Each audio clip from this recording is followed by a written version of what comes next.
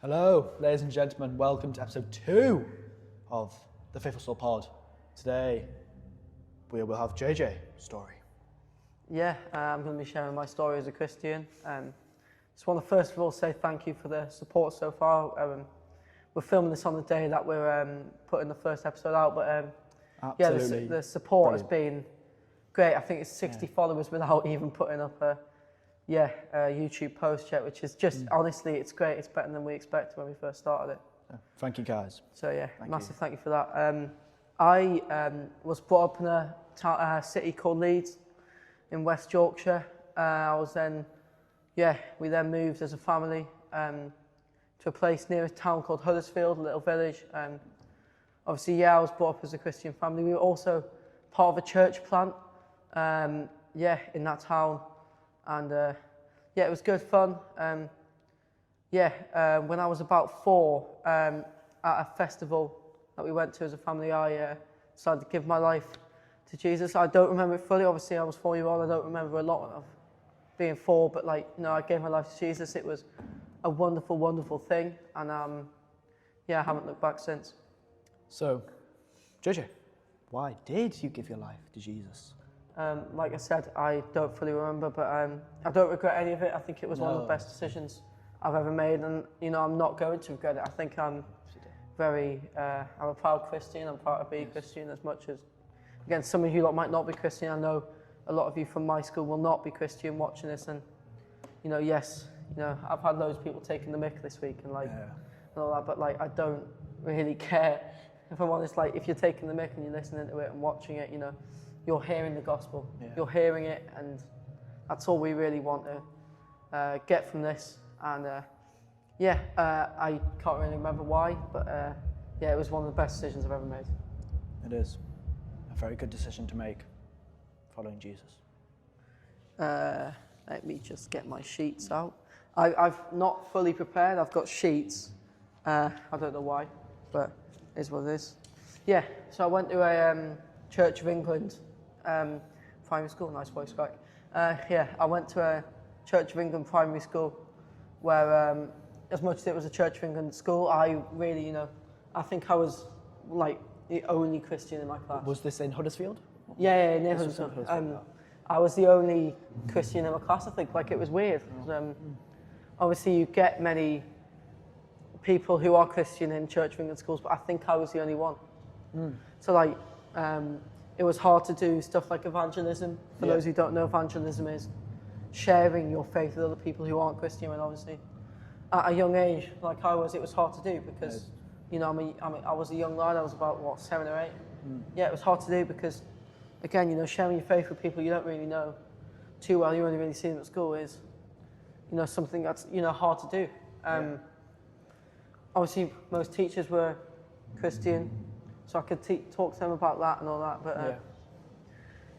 But stuff like swearing, saying, using the Lord's name in vain, was banned. You would get incredibly severe, consequences for saying stuff like that. And as much as it was strict, I think it was the kind of thing I needed at that time. I wasn't a fully devoted Christian yet. I was going to church as well at that time in Huddersfield, same church, and I only really went because my parents did. We got to play football after church as well, which was dead fun. We still get to do that here. Oh, and it's good fun, we got to do that every week. It was good fun. Went home happy. Didn't really learn a lot. That was until I broke my thumb at the age of 9, and I then for 6 weeks could not play football at all. How did you break your thumb? My mum managed to kick it while playing football. Oh. It was the same day England managed to lose to Croatia in the semi-final of the World Cup. That's a bad day. It was not a good day. For the next 6 weeks or so, I had to listen. I had no other choice, and I think that was one of the most important stages of my life as a Christian, because I got to learn the word. As much as it was aimed at adults, I got to learn that. I got to learn, what being a Christian is and why it's such a good thing. Yeah. It's all part of God's plan, guys. So, yeah, a bit later on during COVID, obviously it was a lot harder to go to church. Yeah. A lot harder. It was impossible, really. Yeah. We had to rely on YouTube live streams. They were great. Yeah. Every Sunday I would look forward to them. And Zoom calls after church. It was almost like we got put into these little groups. You got sectioned off, and it was like I was always waiting for like the 10 seconds that we had to wait to be put in like a little group with all my mates. Because that would have been class. And obviously, I think that happened once. In about 6 months, it happened once. Oh, that's It was quite rough. I was sometimes rough. put in groups with people that I didn't know. right. Yeah, rough. A lot of us would stay on after the Zoom call, and you're going to take the mick out of this now, but we played Among Us a lot. We played Kahoot, stuff like that. It was good fun. About 2 hours after church, and it was quality time without really seeing people. And I got quite into deep lockdown territory. We, as a family, got COVID quite severely, and I was the only one that didn't really have it. I say don't really have it. I think the whole family had it, but I didn't have any side effects. Yeah. Fair. It was weird because my brother's whole class was off with like illness. That actually never happened to my class. Really? Yeah, it's never happened. No, they were off for like a good 10 days. They were all like, you know, Yeah. so they had Zoom calls every day. I had nothing because the rest of my class were in. Yeah. All I had was YouTube. I played a lot of, I guess, FIFA 20 during that time. Yeah, what a game that was. It was peak. What a game. Peak. Yeah, I played a lot of FIFA during that time. Played a lot of Fortnite as well. Again, not very current, but No. as a 10, 11-year-old lad, it was the best thing I could do. But during that time, we had people from our church every day dropping food off for us for tea. Oh, And like the odd, game every so often. And it just really felt like we had a church community around us. yeah. The first time in our lives, important. we had a church community that was loving and that I felt I was a part of, which again is like one of those experiences that we still have now. Now I've moved on from that church, and it is great, and I love it a bit. Yeah. So yeah. Love the community. About a year and a half on from there, we moved up to this city of Newcastle. It's a great city. We all are from here, except me. It's great. The football team up here are brilliant. Cameraman saying no. No, the football team's brilliant up here. I went to the game on Thursday night. You were there as well. I was also there. Good game. The atmosphere. Atmosphere was brilliant. It was brilliant. Well, yeah, but it was called off, cameraman. No, it was good fun. It was good fun. Good game, and enjoyed it a lot. Yeah.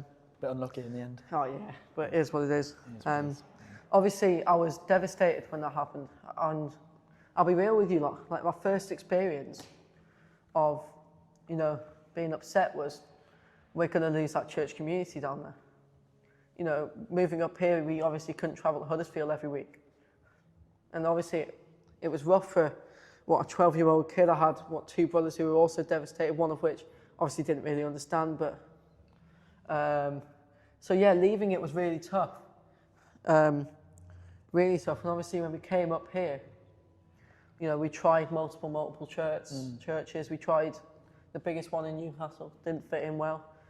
Yeah, we tried multiple churches up here, and it just didn't go well.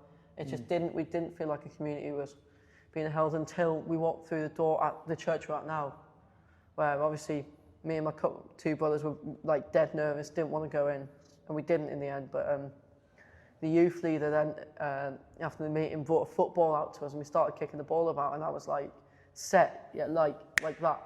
I'm like, yeah, this is our church. This is where we're going to be. And my mum was like, I haven't been in the meeting yet, and I was just like, trust me, this is the church we want to go to.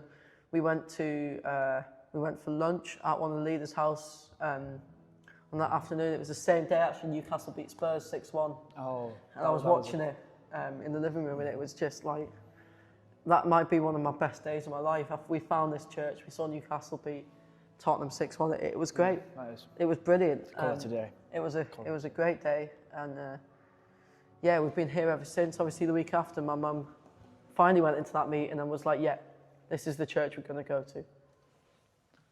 That's great stuff.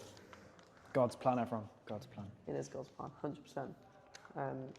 Yeah, I still think everything that's happened in my life has been God's plan. I think it all will, you know, everything that happens in both of our lives is God's plan. Just remember that everything is God's plan. God has a plan for all of us, even if you don't, you know, follow Him, as I know much of you don't. God has a plan for every single one of us, and it's a good plan, and it's a plan that He has for you. And you know, if you ever decide to turn to Christ, that plan will stay the same, and you know, you will start to believe it. I believe that some of you watching it will, you know, start to believe that our God is real, our God is great. Yeah. So earlier this year, kind of the end of last year, I joined an evangelism course called Amplify, which was a great experience for me. First residential was in October, I believe, and yeah, it was great. It was good fun. I loved every bit of it, and I really learned how to, share my faith. You know, our cameraman here, started coming to church about 3 weeks ago because I invited him. And you know, I feel like I learned that skill from that academy. That is good. It was really good. Again, early this year, I got myself into some stuff that wasn't like something that should be. I don't think I did it in a godly way. I'll be real. Some of you will know what it is. I'm not going to disclose it, but I then went to church the Sunday after, and I felt saved. I felt fully, I guess, rescued. You know, as much as I was sinful, I felt those sins were forgiven by God, and obviously my mum and all that. And yeah, I then went to our youth residential, and again felt even more filled with the Holy Spirit during that, and it was honestly one of the best experiences of my life, because it was just 5 days of constant, you know, every single meeting I was blessed with the Holy Spirit. It was great. Everyone just on fire for everybody Jesus. on fire for Jesus. That's the great thing about church. You'll come in and loads of people will be on fire for Jesus. It's great, trust me. I then went on to the second Amplify residential. Again, had a great time.